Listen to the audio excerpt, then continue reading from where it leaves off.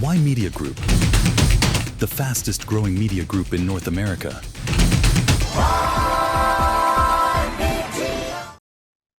Hello and welcome to Y Media Newsroom. I'm Ramona Singh, and we're going over this 14-point MOU that was signed by President Trump and the Iranian president, essentially going over what the items are. And just a quick recap, this 14-point deal will bring immediate measures such as permanent ceasefire framework. They will end the war and go through a 60-day negotiation period for a final agreement. And during that time, there is supposed to be absolutely no exchange of missiles. It is a ceasefire, ending the war, and end of military operations, reopening of the Strait of Hormuz, and maritime security guarantees, which also means that the U.S. naval blockade will be lifted from Iranian ports.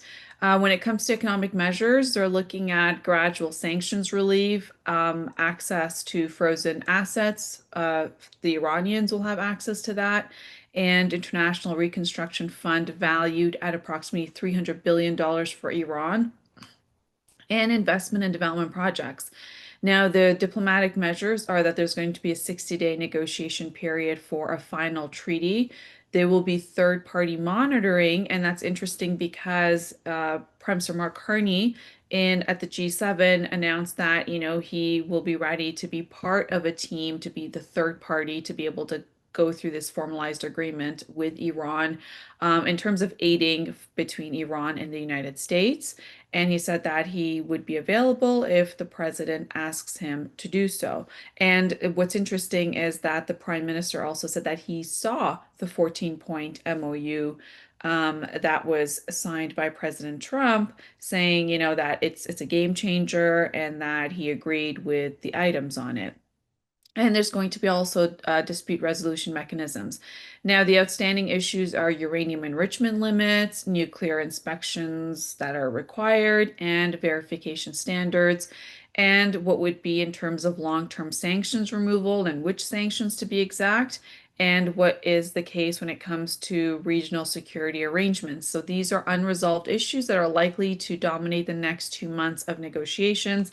And of course, we're going to cover that all in detail for you as it develops. Now, this may be the most significant Middle East diplomatic breakthrough in years, because this agreement reduces the risk of a wider regional war that we saw take place in the last 3 months, and restore one of the world's most important energy corridors, being the Strait of Hormuz, that is where 20% of the world's energy comes from. And it lowers pressures on global oil markets. We saw the price of crude come down to high to mid 70s. That's, per gallon.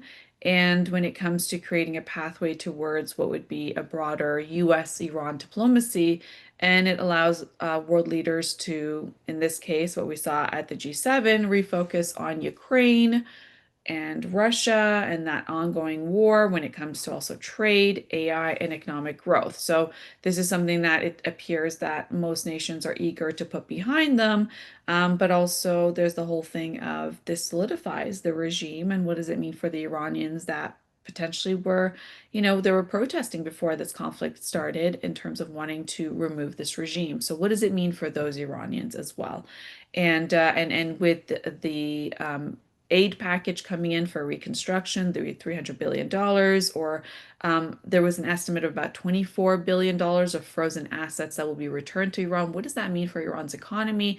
What does that mean for the people of Iran when it comes to their standard of living, their ability to work, earn a decent wage, and to be able to have a prosperous future? And what does that mean with the relationship between the regime and the people of Iran? These are all things that we're going to be watching to see how this develops, aside from the international aspect of what we're covering today between the United States and Iran, but really domestically, does anything shift in Iran for the Iranian people? But this is a critical time where we're seeing a lot of these things shift significantly, and the impacts that it has on the global economy. And those are some of the things that we're watching for in the next 60 days as this develops and we see the negotiations take place. And of course, we know that there will be leaks when it comes to the nuclear program, what will be agreed on, right? What are the enrichment levels? What about the existing uranium stockpiles? What will the inspection procedures look like? What are the long-term monitoring factors? And I guess the biggest item is what will take place in Lebanon. Will the Israeli soldiers withdraw from southern Lebanon, which is about 14% of Lebanon's land that is currently occupied, and withdraw and go back to Israel? Is this something that Israel is ready to do because it's part of what is being signed right now between the two countries? And now today is, day one of the day 60 of this negotiation efforts that is massive. And Prime Minister Mark Carney says that the Strait of Hormuz crisis has essentially demonstrated that Canada can play a much larger role as a reliable global energy supplier. This he speaking after months of disruptions of what we saw in the greatest route for world's energy. And what that showed is that Prime Minister Mark Carney argued that Canada's stable political environment, abundant natural resources. Canada does have the fourth largest oil reserves in the world, and what would be expanding export infrastructure, which would be from Alberta through to the British Columbia to the Pacific Ocean to be able to export to the international markets. Attractive alternative sort of supplier for countries seeking secure energy supplies is what Prime Minister Mark Carney has essentially indicated, saying that, this is a time where Ottawa is looking at faster projects approvals. And, they just signed the agreement with Alberta to be able to reduce the carbon capture and extend its timeline.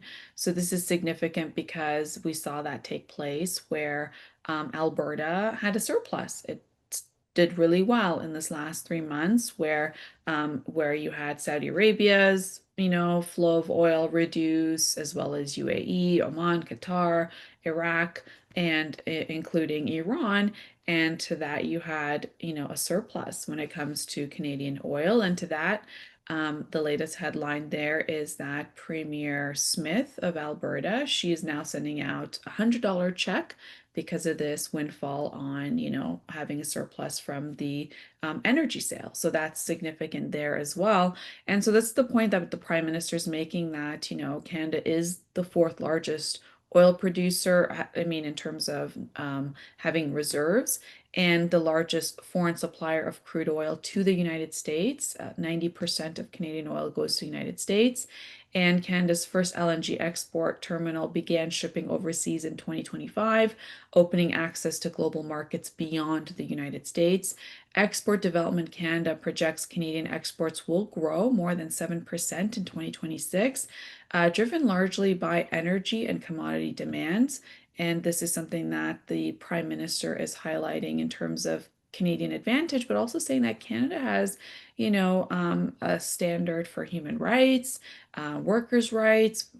Canada produces very ethical oil, and that's part of the entire, aspect of Canada being a provider for other countries. And this is after the news of this massive LNG deal that Canada announced with Germany. So we're seeing more of that as Germany, 40% of their oil previously relied on Russia.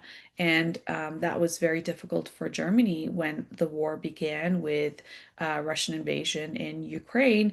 And, Germany had to find other sources. So it's a very significant time for Canada to be able to position itself and to be able to be very strategic, to be in the global markets, of course. Now, as we saw one end of a war, we saw an escalation of another. And what that we're referring to is Ukraine. Essentially, Ukraine launched one of its largest drone attacks of the war, striking a major oil refinery in Moscow and disrupting air traffic across Russian capital. There you see the images of what took place earlier today. And for our listeners, you're seeing just explosions. That is what we're showing. Now, the attacks targeted the Capitonia oil refinery, which is a key fuel supplier for marking the second strike on the facility in less than a week and bringing the war directly to Russia, Russia's political and economic center. Now, the attack comes as Ukraine seeks to weaken Russian oil revenues, which help finance the war, and while also demonstrating that Moscow is no longer beyond the reach of Ukrainian long-range weapons. This comes at the heel of just ending the G7, to which where you had Prime Minister Mark Carney announced that there's going to be $2 billion given to Ukraine for this war effort and more sanctions on Russia. And to this, the G7 countries also agreed. So then Ukraine acted as soon as the G7 ended, and we're seeing the escalations right there that you can see. Now, this is significant because as there's announcement of the sanctions being removed on Iranian oil, now there's announcements that there will be sanctions back on Russian oil, which was removed temporarily during the conflict with Iran for those 3 months, where the Strait of Hormuz was closed. Now, since 2024, Ukraine has increasingly targeted Russian oil refineries, fuel deposits, and energy infrastructure. The energy is often described by Ukrainian officials as long-range sanctions, using drones to reduce Russia's ability to fund military operations. And since June 18th, the strikes that represents, what you're seeing over there in the images is a major escalation point because it hits critical infrastructure located approximately 16 kilometers from the Kremlin. So, sending a message to Vladimir Putin on one of the most heavily defended areas of Russia.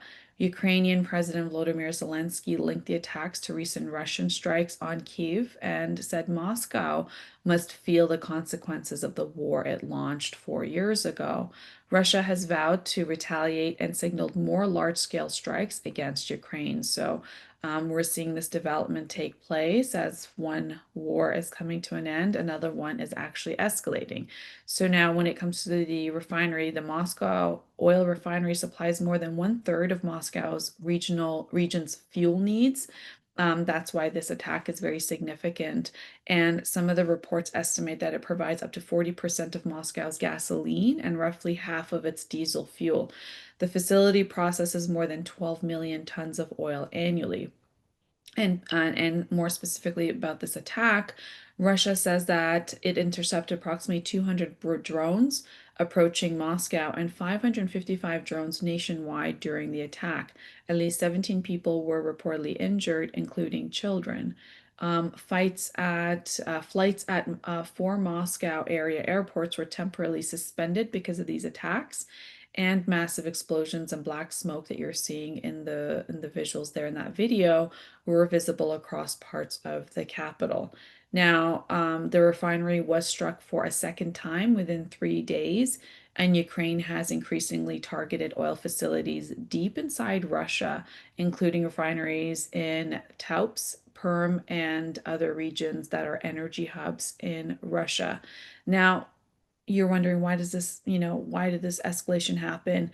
This attack is significant, not because it changes the front, lines immediately, but because it changes the psychology of what we're seeing this war take place. First, it was, Russia crossing the border into Ukraine, and most of what we saw of the war that took place in 4 years was inside Ukraine. And now we're seeing this being taken down to, 16 kilometers away from the Kremlin, really sending a massive message from Ukraine, showing that the world, and more specifically the G7 countries, support Ukraine in this war effort. And we're seeing a massive militarization take place of NATO. And so this is all sending a massive signal to Moscow of where consensus lies on what's taking place.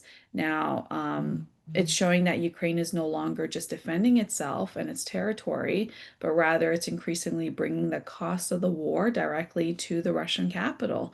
And those visuals that you're seeing there is showing, what's actually taking place, and that was from today. So whether that pushes Moscow towards negotiations or towards escalations, this is something that we are going to be tracking, and as it is an evolving story taking place for now more than 4 years. Now, U.S. Secretary of War Pete Hegseth has announced a sweeping 6-month review of American troops deployment in Europe, signaling that President Trump's administration may be further reducing the U.S. military footprint on the continent unless NATO allies assume greater responsibility for their own defense.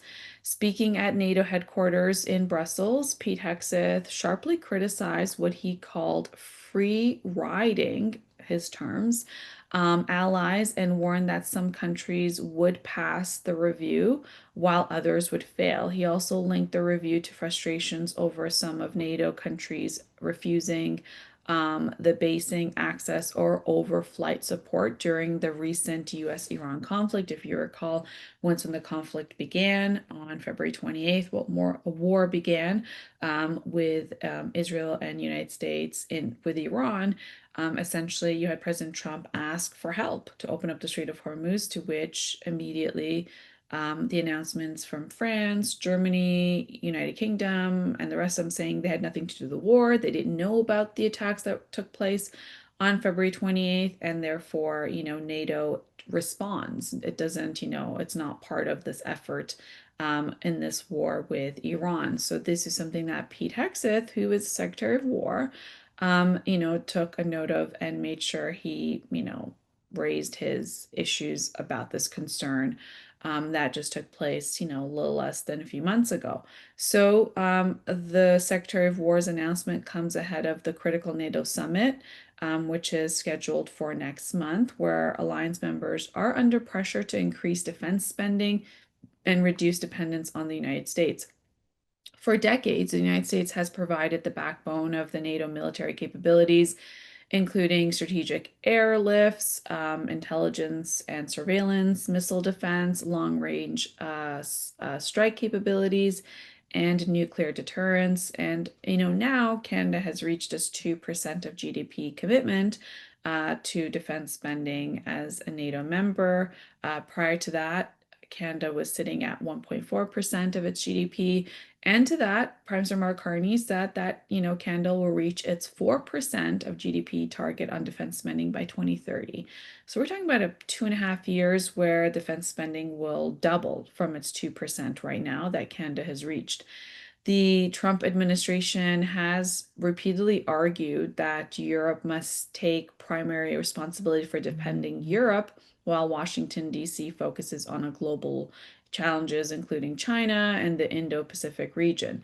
So this is now the Pentagon saying that it will, give about 6 months for this review period to see where the NATO, members are in terms of their defense spending. And Congress must be consulted because US law sets the minimum troop levels in Europe. So this is not alone on the Secretary of War, but essentially Congress has to agree on what it looks like in terms of, positioning the US troops and moving some of them out from, certain key regions. And Secretary of War Pete Hegseth said that the review will assess whether American forces in Europe continue to serve U.S. strategic interests. So now the NATO members are facing a pressure to move towards what would be a 5% of GDP on defense spending and related security investments. NATO allies and Canada increased defense spending by, approximately 20% in 2024. But DC is saying that it's not enough, right? That the NATO members rely too heavily on America, and therefore that they're the ones closest to Russia, that Europe should really be taking the lead. So this is something that we're going to watch what happens in the NATO summit, which is scheduled in July, just next month. So this may be one of the most significant NATO developments of this year. The question is no longer whether Europe should spend more on defense. It is whether the United States is prepared to reduce its military commitments in Europe, and that's if Europe does not move quickly enough to, increase its defense spending, and potentially that means sending contracts to the United States as one of the biggest providers of defense sources. Now, countries closest to Russia, which include Poland and the Baltic states, are particularly concerned about any reduction in American forces because they're at the border with Russia.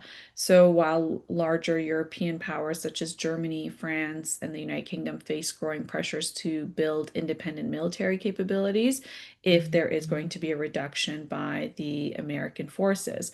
And for Canada, well, the debate is also very relevant because NATO members are under increasingly pressure to meet higher spending targets, and Ottawa is continuing to face scrutiny over defense investments and what it means for the Arctic defense investments as well. And this is part of what we're seeing, this massive turnaround by Prime Minister Mark Carney in its defense spending, really changing the face of the Canadian defense and security industry. We're going to take a quick break and we'll be right back.